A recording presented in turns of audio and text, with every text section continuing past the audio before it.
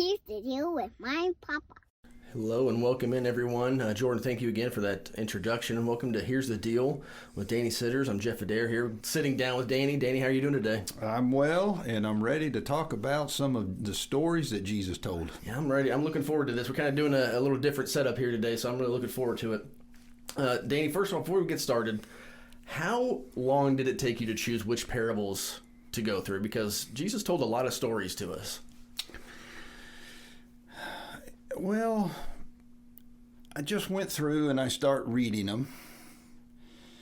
And, of course, I landed on two that I spent the first part of the sermon on and then the last part. Yeah. And yes, I did pick some of the more challenging parables. But, we went through 5 or 6 of them, and several of them are challenging. But the one of the parable of the shrewd manager really threw me for a loop. Yeah. Matter of fact, in thinking about it, I've never preached a sermon on it. I don't think I've ever heard a sermon preached on the shrewd manager. Yeah. Takes the owner's money. He gets fired because of he's been cooking the books.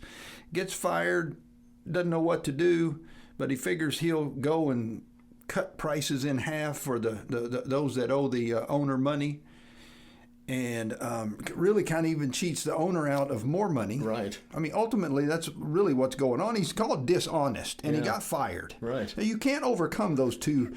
However you want to try to explain this away, and that rascal gets commended. Yeah. Then the owner hears that he's cut the earnings in half, he gets commended. And then here comes Jesus with the statement, well, you know what? The children of this world, they're more shrewd in dealing with, worldly things than the children of light. In other words, well, at least they did something. Right. At least he did something. Yeah. It's better than just sitting on your hands and complaining about it. Right. Well, again, that doesn't sit well with my moral compass. Yeah. Well, I want it to be black and white. Either the owner's in the wrong because he just wasn't paying people what they were worth. He should be paying them more. Or this manager is, a scumbag and he needs to get what's coming to him. And you have both, kind of operating at the same time in the same sphere, and Jesus is over there going, well, you know what? At least he did something. Yeah. That doesn't square with me. It hasn't squared with me. And so I thought, okay, to me, that's just a prime example of parables that Jesus taught. Now, let me say one more thing. Again, I don't believe as a church, and I'm talking about the church universal, we just have not spent enough time dealing with the teachings of Jesus. We want to jump to the end of the trial, the crucifixion, the death, the resurrection, the ascension, and then, all right, Paul, take over and tell us, what we should do from here on out, and all the letters that he wrote, and James and Peter. Yeah. We just haven't spent time with his teachings.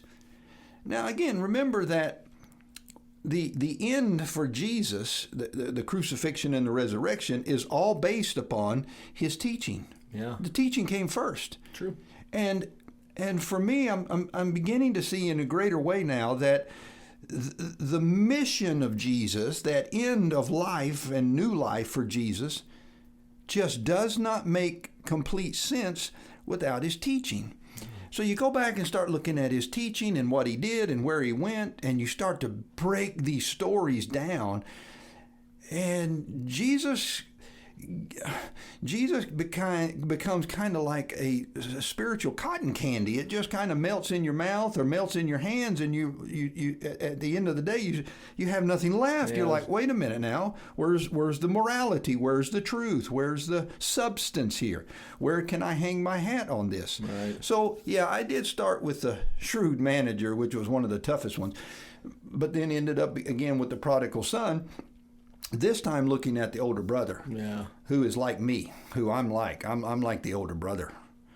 There's a lot of emotion that goes into this. So that's kind of, the parables again, as I said, and this isn't my thought. I read this. The parables could be compared to another form of literature, or called the joke. Yeah, right. Exactly. And the joke is on us. Right. And so with the parables, one of our responses is we laugh. There's no way. I mean. And then you get frustrated. So you ever told a joke to a group of people and 90% laugh, and the other people are standing there going, wait a minute, what? Wait. And you have to explain it to them. They go, oh, yeah, I get it. I think that's also another of our reaction is we laugh at that, no way it can be. But then sometimes we're like, well, wait a minute. Wait. That doesn't parallel with my own belief, my own doctrine, my own thought, my own theology that's been handed down to me for generations. And so, I think that's one of the reasons why, if we have tended to avoid the teachings of Jesus, that's why. He leaves us in a dazed state of, what do I do with this? Right, yeah, we don't want to think that way. Well, I mean, that's not thinking as far as we're concerned. Yeah. I likened the joke to an older member who's passed on now many years ago, who told me that there used to be a time where members of the clergy were not supposed to have senses of humor. And I looked at him and I said, well, Jesus told jokes all the time. Yeah. And he didn't look at me. He looked at me like, what do you mean? I said, well, the camel through the eye of a needle. I was like, that's a joke. Right. Like, that's not going to happen. He looked at me and thought I was crazy. But eventually he came around and was like, that was a joke. I'm like, yeah. Right. Or was it at the house of Simon? Anyway, Jesus was at the house of a Pharisee, and the woman comes in and anoints him. Oh, yes. I mean, she comes, bursting right in. Woman shouldn't be there. Not this kind of woman. She's interrupting the event, and everybody's staring at her. And he gets done, and Jesus looks at the Pharisee or Simon and says, "Simon, do you see this woman?" And just that's it, right? That's funny. Yes.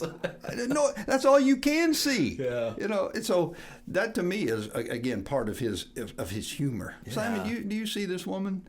Of course you did. So yeah, Jesus. I think we would have loved to have had Jesus at one of our fellowship meals or come over to the house with a group, because I think he would have joined right in. But then he would tell us a story or ask us a question or, get on to us religious folks. Yeah. So and I think that's the way it is with Jesus. There's laughter, there's fun, there's close-knit unity and love, and here comes the challenge. Yeah. Jesus is just not going to allow us to stay the way that we are, moving forward. Yeah. He's not going to force anything. He's going to lay it out there for us to think about, to deal with, and to find out.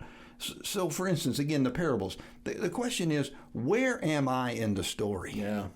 So the parable of the shrewd manager, I don't want to identify with any of them. That's not a good story to start with, but yeah you're right. I'm better than all of them. That's right. And Jesus' point is, no, you're not. Yeah. There's nobody's hands are clean in this. Yeah. And that's often the way life is.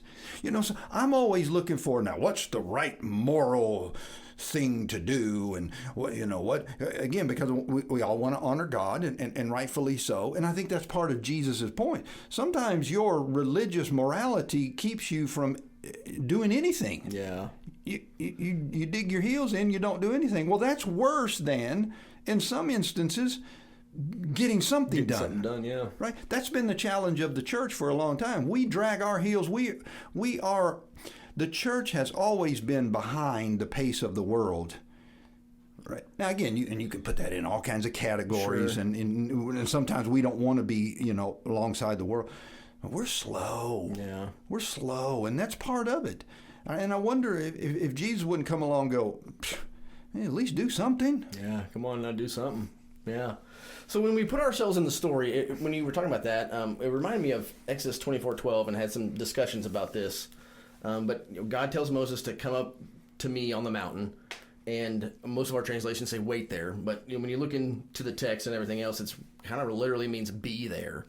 And so, obviously, you and I have talked about how we've can get in our car after work, and then next thing you know, we're in our garage, like, oh, geez, how did I get here? Right. But it's just our minds are somewhere else. And God knew that Moses would be distracted from what was going on back home, per se, and needed him to be there in mind, body, and soul. So I wanted to ask you, what are some practical or easier ways that we can put ourselves into the story? Because I know that we've discussed this too, but it's so much easier for us to put our culture into the Bible and not put ourselves into their stuff. So is there any easier way that you could tell us how to do that? No, great question. I guess my first response to that would be from here on out, whenever we encounter a story, a parable from Jesus, first thought is this: he's not necessarily telling the story for me to gain some additional intellectual knowledge or advantage, or so that I can, go to my small group and go, hey guys, you won't believe this, I memorized the parable of the shrewd manager. There you go. I mean, I've got the knowledge. It's not the point of the parable. But now again, let's think this through, how most of us were taught to read Scripture and why we read Scripture. Okay. I want to put it in my heart and have it in my head. And again, now there's great value to that to an extent. But I want to learn how to come to the parable that Jesus is about to tell, that I'm about to read, and say, okay, he's about to throw me some curveballs when I'm looking for a fastball. Oh, yeah. He's going to throw a knuckleball. He might even throw at me. Right. I may have to duck. Yeah. Yeah. I may have to get out of the way here and walk out of the batter's box and go, let me take a breather here. Wow, this guy's wild. Yeah. So it's not just, the parables are not just for my intellectual knowledge so that I can keep Jesus in a box that I've already created for him, or that has, been handed down to me. And by the way, all of us have a desire to want to put Jesus in a box that is labeled just like me. Oh, yes. Ouch. All churches want to put Jesus and God in a box that we label just like us. Yeah.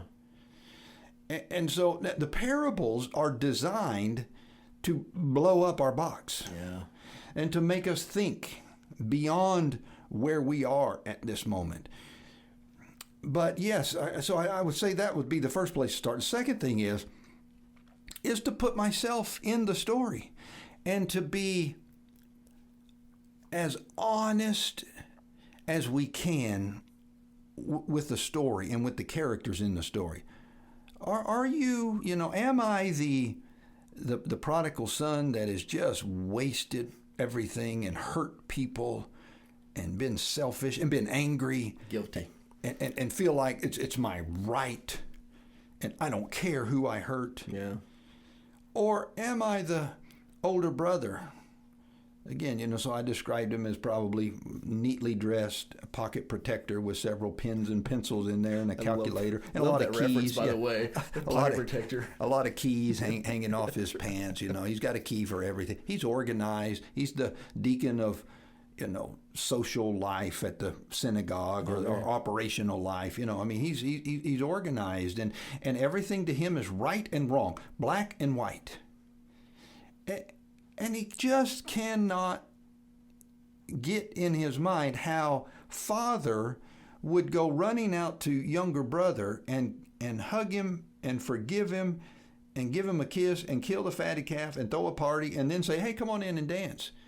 Because this younger brother has not made recompense for his sin. He has not paid the price. He has not, done ABC to get back into the family or whatever. And into the good graces of God, into the good graces of the family. He embarrassed the family. Right. Right. Again, so if you go back, we've talked about this before on a previous podcast. Our idea of honoring God is make sure you get saved. Yeah. You make sure that your morality is correct and don't embarrass your family. Yeah. Be a respectable family member. Well, he violated really all of them. Yeah, those are I mean, he's 3 strikes. He's out. Yeah. And Father just wants to let him right back in the house. And he's not going for it. And I want to tell you that there have been many times in my life I didn't go for it. Yeah. No. If you just let him come back in, he's going to do it again. Right. He'll do it again. If he hasn't learned his lesson, if you let him back in, you're condoning his sin. Yeah, enabling. You're enabling him to live that way. Yep. Right? I mean, that's where we live. Yeah. Or the third option is, am I the father who has learned how to love both the one who is rebellious and hurts and the one who is a religious hypocrite? The love, that's big love. Yeah, to go both ways. So I've got to be honest, where am I? And so I would say that over my life, I've been the older brother. It's how I was raised. It's how I was taught. It's how I think. It's how I've reacted to people over the years who've messed up. And Jesus nails me, and he hammers me hard with that story. Yeah. And I've got to learn then how to, to change my view, but to reorient my thinking, my faith, and my love toward people that I believe are on the other side. Yeah. When I see you say identify with that, before we hit record, I was telling you that with that parable of the prodigal son, it's going to be a while before I identify with any other character besides the younger one, because I actually lived that life. And I lived in a small town, so everybody knew everything that was going on. So I embarrassed the family. Yeah. I did all that stuff. I was eating with pigs, pretty much. So yeah, I can identify with him for sure. And the great thing about the father in that situation, I've always thought about this, is that so he's to represent God. So God's at his house waiting. He runs out to get the sinner. He goes back to the house, and then he goes and tells him, "Hey, let's celebrate." Then he goes out to the righteous one and tells him the same thing, and he wants him to come celebrate too. They both inviting to come celebrate. And like you said, Jesus had our fellowship meal. He would definitely celebrate with us, but then he would also sit us down and be like, "Okay, let me tell you guys something." That's a good point. Yeah, the father had the same message to both sons. Yeah, that's interesting. But it was 2 different responses from the son. Yeah. Even though the younger brother, he had his speech ready. "Father, forgive me, for I have sinned, and just make me a slave." I mean, think about how many times have we felt like that when we have screwed up royally and sinned. "God, if you'll just let me, be a slave. God, if you'll just forgive me of this, I'll just, I'll mop floors the rest of my life. Whatever I can do, whatever it takes." Right. And the story says that God interrupts us when we're trying to give that speech and says, "Come on, let's party, let's dance." Let's dance. Yeah. I don't deserve that. Right. That's right. We don't. Yeah. You're right. The same message to the older brother. "Hey, come on in and dance. Everything that I've ever had has always been yours. You're wonderful." But he couldn't do it. One did, and one couldn't. But both struggled with this. Yeah. Both struggled to a degree with the love of the Father. Grace is hard to accept when it's in your face, I've always thought. Because when you don't know that it's happening to you, you're like, "Oh, whatever." But when somebody slaps you in the face with it, you're like, "Wow, I don't know what to think about it," because we don't deserve that stuff. Another good point. Yeah, so when grace slaps us in the face, we're like, "Whoa, wow, I don't deserve that." And when I sense that same kind of radical grace being offered to another person, oh yeah, then I'm also challenged by, wait a minute. Wait, they don't deserve that. But they've done this. But they've done that. Yeah. I've his words. I've served you all my life. I've been a leader in the church, and I've tried to raise my family to be respectable, and we go to church all the time, and and you just turn around and welcome that younger brother right back in and throw a party, Yeah, and invite all these people. You know all these people know what he did, right, Father? Right. You know that, Father. You look silly in so this. you're embarrassing yourself. You're embarrassing all of us. Yeah. That when grace hits, it's mind-boggling. Yeah. One of those things. Now, you also mentioned in your sermon that nobody can live without a story that makes sense of the world, and that we all tell our stories in order to figure out this world we live in. So then they have a beginning, middle, and end, and could otherwise be, or I guess it would be just random. How are we to go through the life knowing what Jesus taught and telling our story through that? What are the easier ways, practical ways to do that when we have the salvation that we all strive for in the relationship with God? Yeah. So in the sermon, we talked about our stories are all attempts to make sense of the world around us, and we try to make sense of ourselves, and we try to communicate ourselves to other people through our stories. And by the way, most of the time, our stories or my story is I'm the hero. Oh, well, true. Think about it. I said I never really thought about that. Most times I don't tell the story where I'm the goat. Right. Right? I don't want you to know that stuff. Yeah. And so we don't tell those stories. Often those stories are called confession. Yes. Ooh, yeah. Which then leads to repentance. Well, I don't want that. I want to tell you the story where I caught the fish. That's right. And the big fish, and nobody else was even getting a bite. And here's how I did it, and here's what I know, and here's how I've come to this point in life. And if you'll just listen to me and you'll just do what I do. But our story, every person's life is a story. Yeah. Life is a story. And so we're trying to make sense. And so, right. So yesterday, my wife and I, Marianne and I, were at a large warehouse of goods, very commonly known to folks around here, where you go and you buy bulk and you get it at cheap prices. And, and we're standing in line to check out, and I hear some commotion. And and I could hear it down the way, and it sounded like yelling. And so my hearing is starting to go on me, and so I can't see through the crowd, but and it gets a little louder and louder, and sure enough, here comes one of the store managers that is walking, a female, in front of a man who has a cartload full of items. I mean, it's full, and he is giving her the business. Oh boy. And yelling at her and calling her all kinds of names all the way down the store, because they're making their way all the way to the end cash register, checkout stand that's not being used. And so she goes down there, and he goes on the other side of the plexiglass, and she's checking him out. And so Marianne kind of moves over in that direction, and I'm thinking, whoa, don't, I don't know what this guy going to do. Yeah, and really. He is letting her have it. And the word, he's not very, he's not selective on the words that he's using in public. Okay. And he's telling her, she's the worst ever, and I'm never coming back here, at the top of his voice.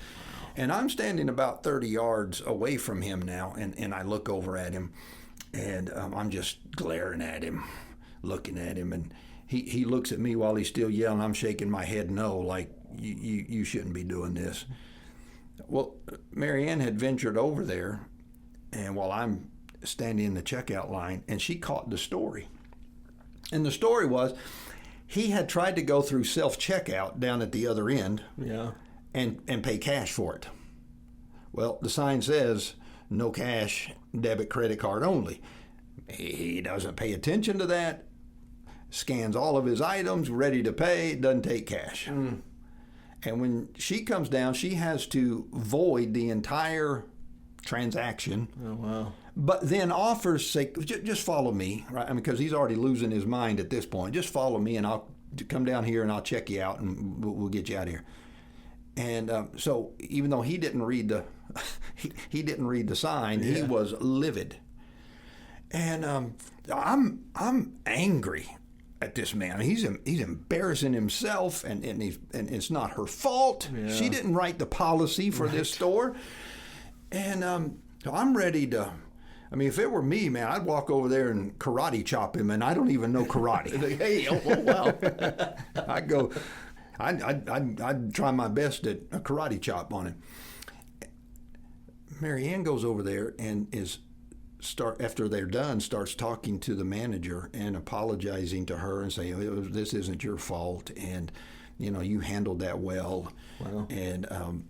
And was asking her a question about some boxes that she was looking for, and they had this conversation. And so there's a story that when I get in the car, I have to think about this story. Yeah. What did I want to do?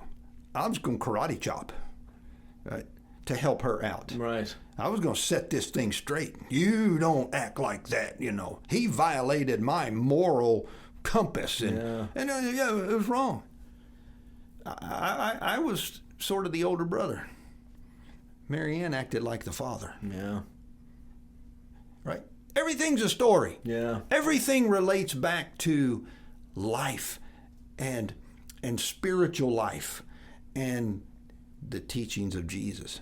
Not just at church, right? Not just in Bible class, but at Sam's and at Walmart, yeah, and in traffic, and at the bank, right, and at the restaurant. It's everywhere, because we're all encountering stories. Yeah. What input do I have into the story? So again, part of it is just realizing that everything's a story, and not everything's black and white. What if this man was, I don't know, in a hurry to go to a funeral? Right. I probably say, well, you still shouldn't act like that.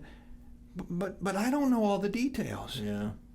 And so again, what Jesus does in the stories is he comes at it from multiple angles, and sometimes the story doesn't have a beginning, and like the prodigal son, sometimes it doesn't have an ending. You and I have to put the ending in it. Yes. And we end it in a couple of ways. One, by our preconceived doctrine that we already believe.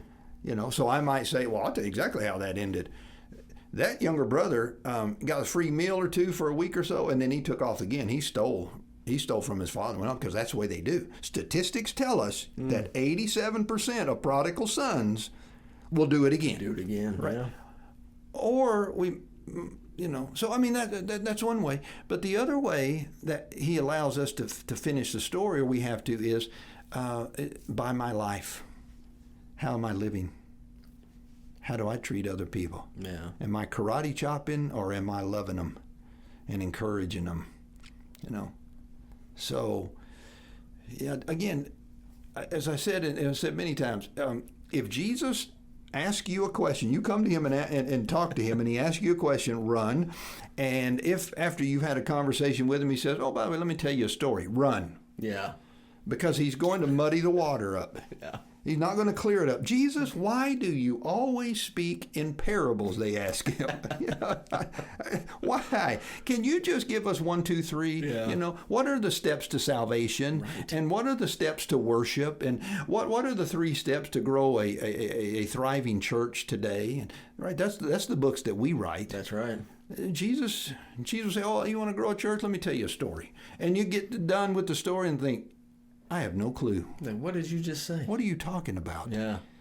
Right? Which means I got to go back and think. I got to go back and ponder. I got to go back and think about God. And ultimately, how am I living my life? Yes, when we say, because we've talked about how the image of Jesus, sometimes he has the nice lamb over his shoulders, and he's very loving and everything, which is great. And when you say Jesus says, "I want to tell you a story," I think about on the kindergarten carpet, you sit crisscross applesauce. That sounds great, but man, that would be a very uncomfortable story and setting, that's for sure. So when Jesus tells us parables, and he wants us to go deeper and ponder, how are we to go from there and think about it? Now, would it be something to sit and do ourselves, or should we definitely go with call up somebody like an accountability partner or a mentor or somebody and say, hey, I'm struggling with this parable that Jesus is telling, and I want to get your perspective on it. Yeah, I think both. I think if we want to get serious about the parables of Jesus, here's the first thing we do. We take out our spiritual hammer and start demolishing our theology and our doctrine, first of all, our what we already have. Yeah, okay. And then, but we want to rebuild, on what Jesus taught. But to get that, to understand that, first of all, we have to realize he is going to make me change. Yeah. He's going to take everything, not everything. He's going to take things that I thought were rock solid and turn them into dust. And I got to rebuild. But absolutely, then I think it's important that we have these discussions with each other, and again, dialogue back and forth about what we hear, what we see.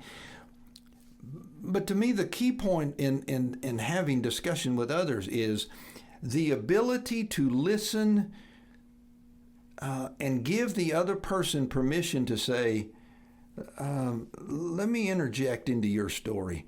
Here's the reason why you struggle with that story is because you refuse to go in and dance. You refuse to let go. And that's why you struggle with this story. Or you refuse the unmerited, incredible grace of the Father. That's why you can't live. You believe you're the exception, you're the human exception to the grace of God. Which I've said before, and is not my idea, that for me to say, well, God could never forgive me because, of what I've done, it sounds like that's very humble. Actually, it's the most arrogant thing you can say. Yes. I'm greater than God. Yeah. I'm greater than God's grace. So, yeah, the dialogue is very important if I'm willing to hear.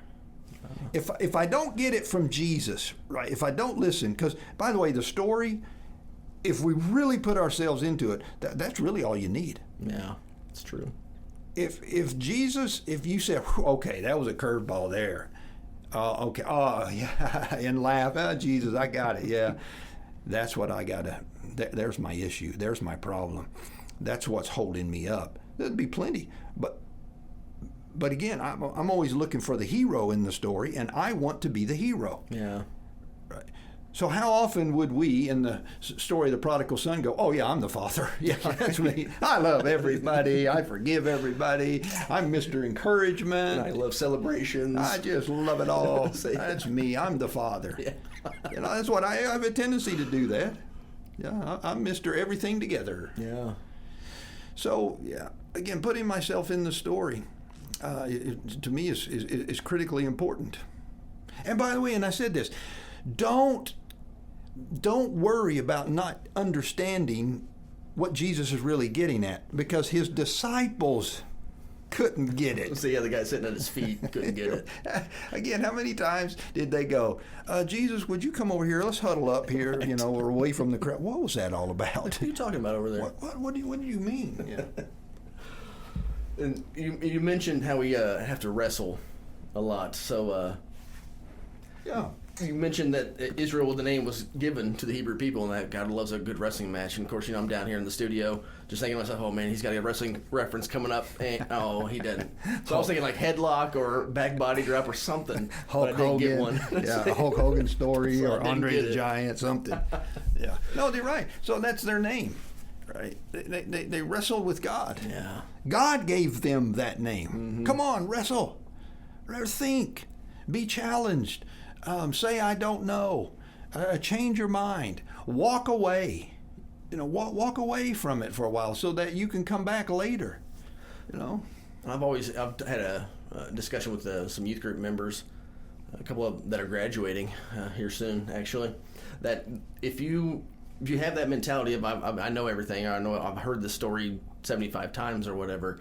Well, let's approach the story like we're a skeptic, like I don't believe this stuff, and see what happens from there. Because if you approach it like a skeptic and try to put yourself into the story, you're gonna open yourself up to a few things. I think that's a great idea. As a skeptic, one of the assignments we had when I was in graduate school was always taking the other side of the story. So my paper that I had to write is tell the story of the Exodus from the point of view of the Egyptians. Oh, wow. Oh, that'd be fun. How'd they feel? Yeah. What'd they think about it? Did they go, woo, way to go, God, you rescued?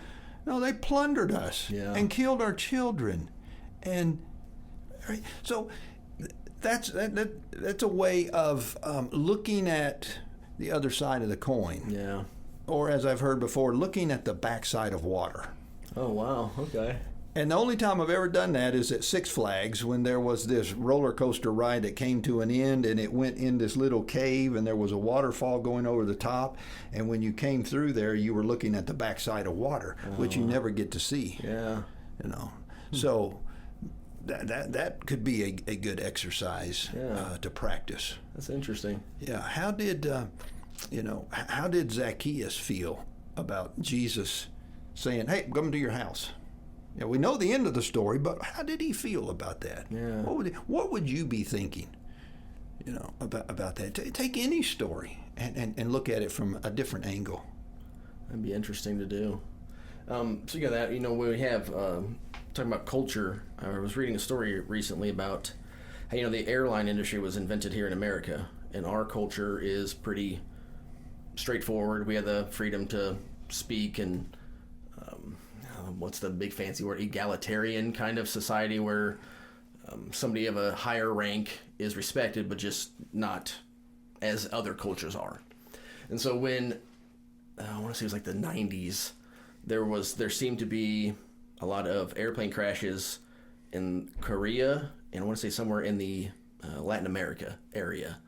But in those cultures, because airliners are designed for two pilots. So the pilot does all the major stuff, and the co-pilot's there to do all the small stuff that the pilot may overlook. And so in other cultures, the co-pilot was too nice to the pilot to tell him or her that, you need to do this, or we're low on fuel, or whatever. I think one story that I remember right now is someone from Latin America crashed into LaGuardia because the co-pilot was too nice to tell the air traffic controllers that they were low on fuel and they need to emergency land right now. Yeah. So just things like that when you think about other cultures and how that affects, it's so amazing how when we try to take our culture and put it in the Bible, how it just does not work, and how our minds need to think like that sometimes, and how it's hard to wrap our heads around, men having multiple wives and baby sacrifices and stuff like that, which I totally understand. That's kind of out there for us. But when we put ourselves in there, I think it's going to be a lot easier for everyone out there.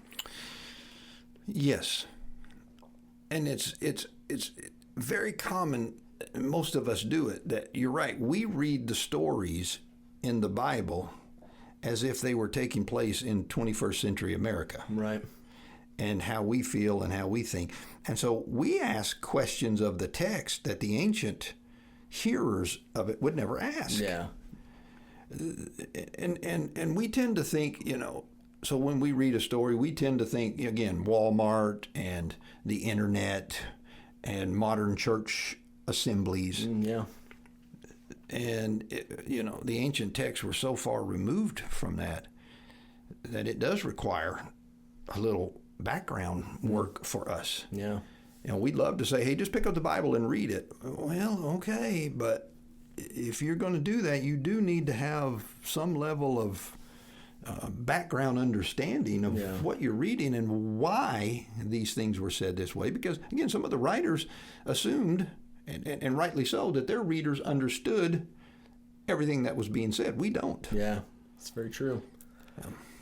And so before we wrap up, I wanted to share a modern day parable with you.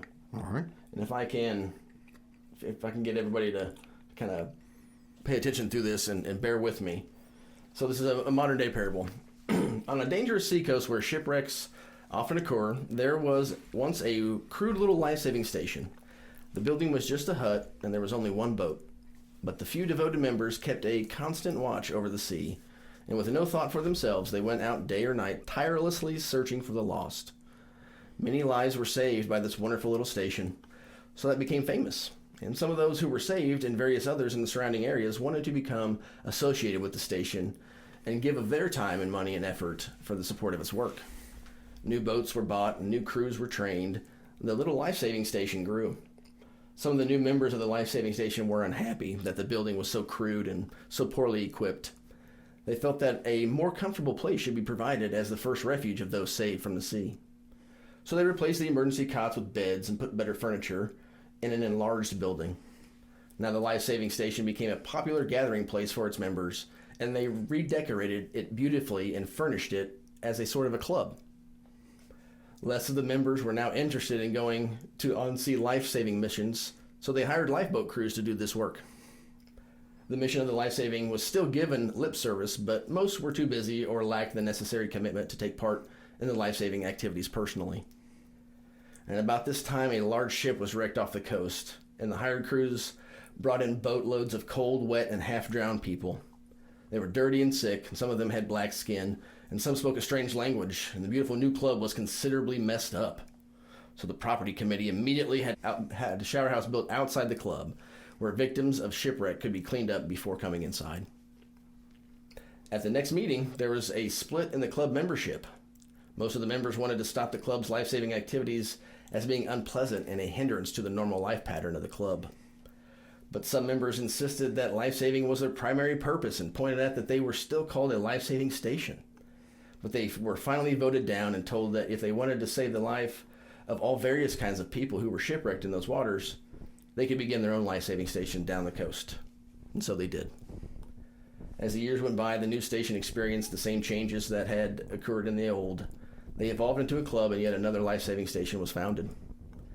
If you visit the seacoast today, you will find a number of exclusive clubs along that shore. Shipwrecks are still frequent in those waters, but only now most of the people drown. Ouch. Yeah, I was going to say, go ahead and comment on that. That, when I read that the first time, I shared that with Men's Breakfast here quite a few years ago, that hit hard and it hurt, just like the parables Jesus told, because that is a modern-day parable. Yeah. And I sit here and listen to it, and it kind of aggravates me, right? Yeah. Which is what the parable is supposed to do. Yeah, that's a direct parable, at the church, at us. At us, yeah. At me. Now think about it. And we will every Sunday, okay, and I'm included in this, but I'm going to say it. Every Sunday we get up and pray for the lost. That's right. I mean, we'll pray for them. Lord, help us to find the lost and to bring them in and to save the lost. And then next Sunday, we'll say the same prayer. Mm-hmm. I mean, that hurts. You think about, if you were to, when Jesus was here on earth, you say, hey, I want to go find Jesus. Let's go find Jesus. Where would you go? Yeah. Think about it. You say, well, I heard that he was in Nazareth, and you run over to Nazareth like, no, he's not here anymore. He's moving on. He's on the way. He's on the road. There you go. Often described of Jesus, and you run to Jerusalem. No, he's not here anymore.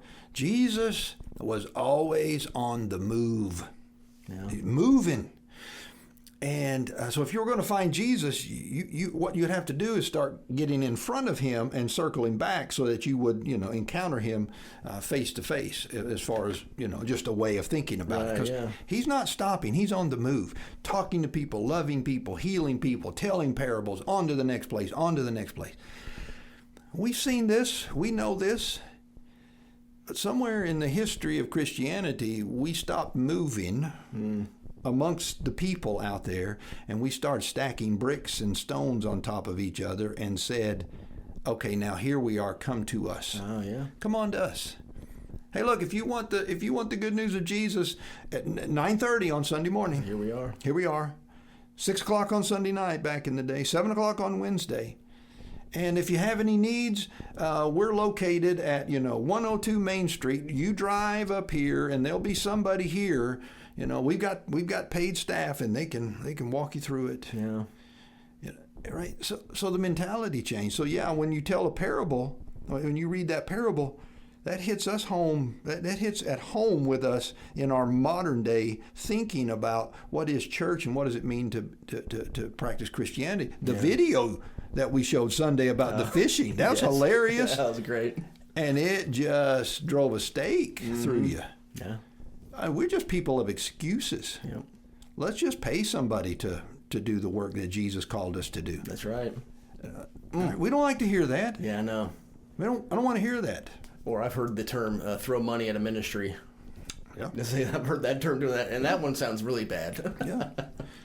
It'd be interesting to write a post-pandemic parable now.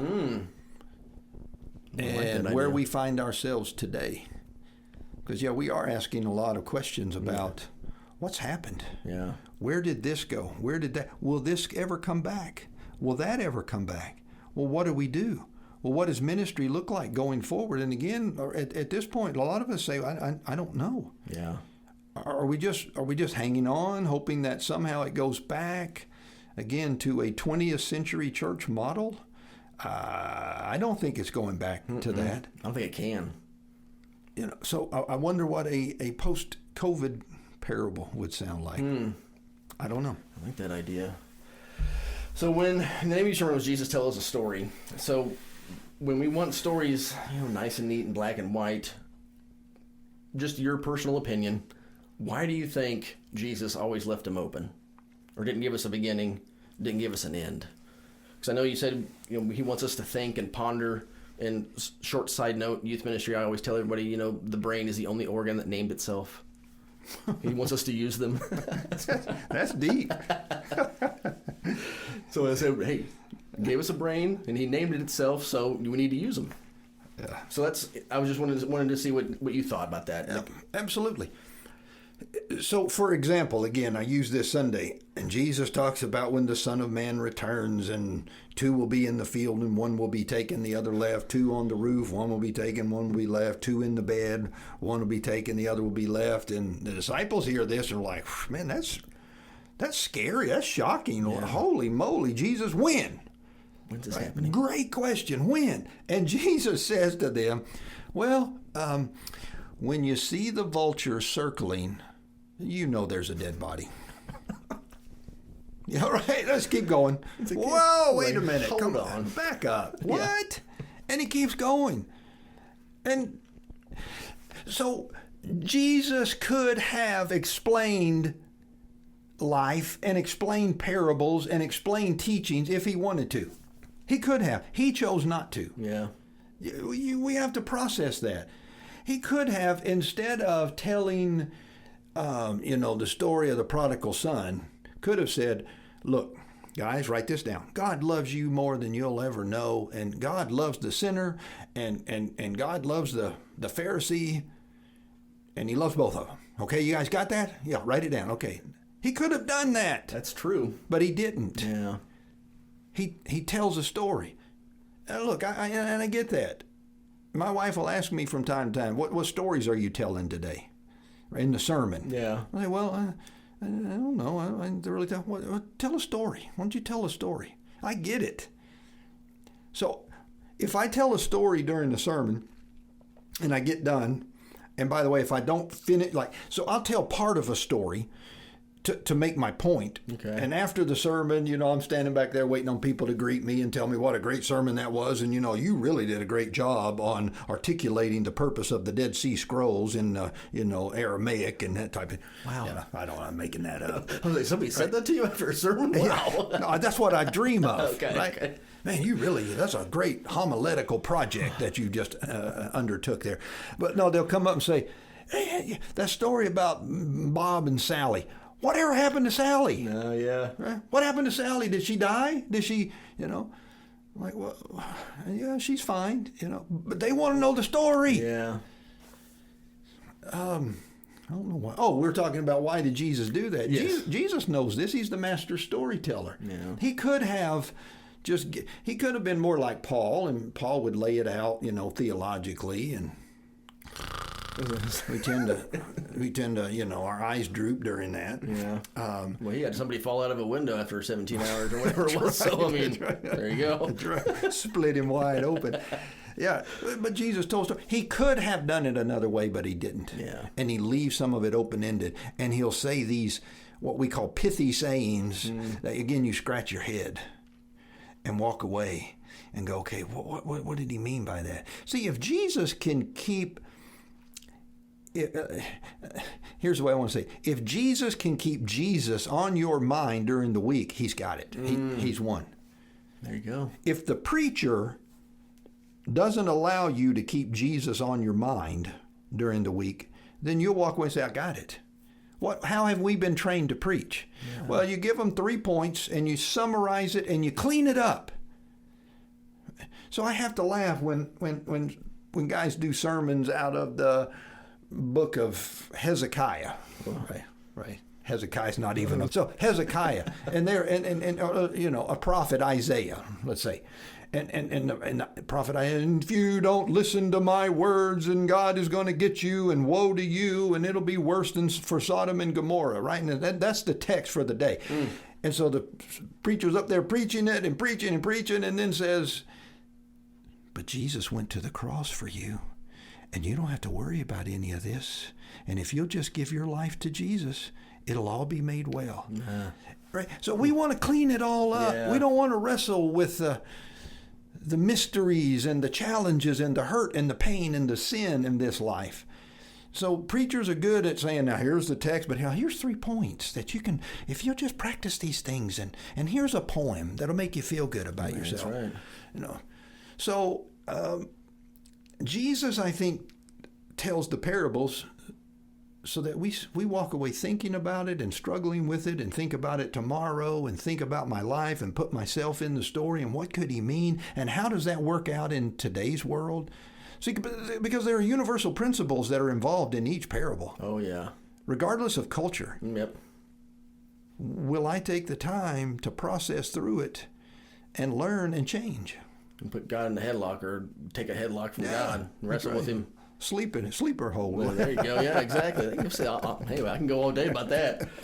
So hopefully that we can, when we read these together, we can always, like you said in your sermon, maybe now we can see and hear, so that we can see Jesus and hear what he was really saying to us. Yes, because Jesus clearly said, look, one of the reasons I do this is because people are always wanting to see, and they don't get it, and they're wanting to hear, but they don't hear it. Yeah. They don't understand it.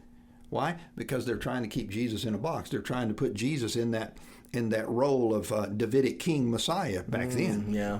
And he wasn't going to let them do it. He's gonna have females in his ministry. He's going to say, neither do I condemn you, and he'll say, I forgive you. And where the vultures are circling, there you'll see dead bodies. Eat on the Sabbath. I mean, he's just going to wreak havoc on the religious world. Yeah.